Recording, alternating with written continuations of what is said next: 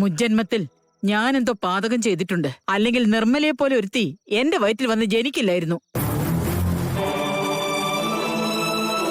കുഞ്ഞുനാളിലെ വഴക്കാളിയായിരുന്നു. അപ്പോഴൊക്കെ ശാസിച്ചു.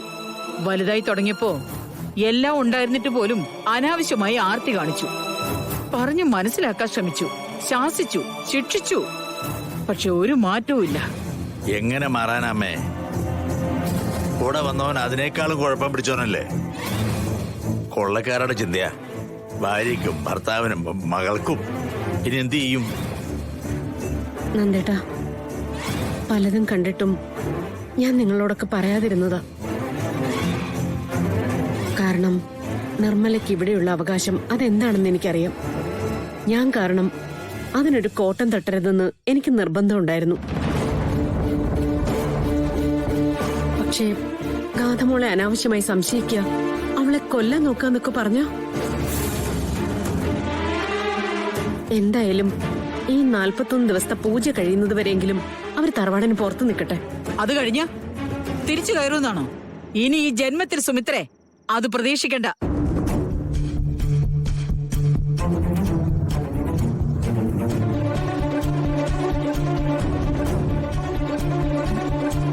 മുത്തശ്ശി,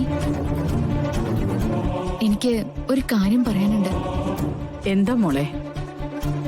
ഞാൻ ഈ തറവാട്ടിൽ വന്നിട്ട് കുറച്ച് ദിവസേ ആയിട്ടുള്ളൂ. ഇങ്ങോട്ട് വരുമ്പോ ഞാൻ ആഗ്രഹിച്ചിരുന്നത് ഈ തറവാട്ടിൽ എല്ലാവരും ഒരേപോലെ പെരുമാറണമെന്നാ.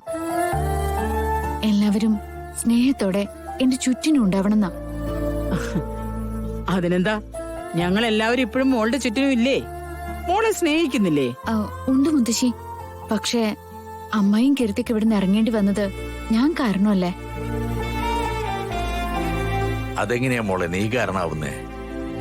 കാലങ്ങളായി വലിയ വലിയ തെറ്റുകൾ ചെയ്തുകൊണ്ടിരിക്കുന്നവരാ അവര്. ഇന്ന് അവർക്ക് അതിന് ശിക്ഷ കൊടുത്തു. അതിൽ മോൾക്കെന്താ പങ്ക്? മോൾ അതിനെപ്പറ്റി ഒന്നും ചിന്തിക്കണ്ട. ചിലപ്പോ ചിലതൊക്കെ നമുക്ക് ജീവിതത്തിൽ നിന്ന് ഒഴിവാക്കേണ്ടി വരും. അയ്യോ, അങ്ങനെ പറയല്ലമ്മേ. അവരെവിടെ പോവാനാ? ഇവിടെയല്ലാതെ അവർക്ക് വേറെ എവിടെ സ്ഥാനമുള്ളത്? ഗാഥമോളെ, വെറുതെ ആവശ്യമില്ലാതെ അവർക്ക് വേണ്ടി സംസാരിക്കരുത്. വേണം മുത്തശ്ശി. അമ്മായി അമ്മാവനും കീർത്തിയൊക്കെ നമുക്ക് ഇഷ്ടമില്ലാത്ത ഒരുപാട് കാര്യങ്ങൾ ചെയ്തിട്ടുണ്ട് എന്ന് കരുതി അവരെ തെരുവിൽ നിർത്താൻ പാടുണ്ടോ? ഏതെങ്കിലും ഒരു നാട്ടില് പകൽ വെട്ടത്തിൽ അവരിയ്ക്കുന്നത് കണ്ട അതിന്റെ നാണക്കേട് ആർക്കാ? മുത്തശ്ശിക്കല്ലേ? അച്ഛനല്ലേ? അമ്മയ്ക്കല്ലേ?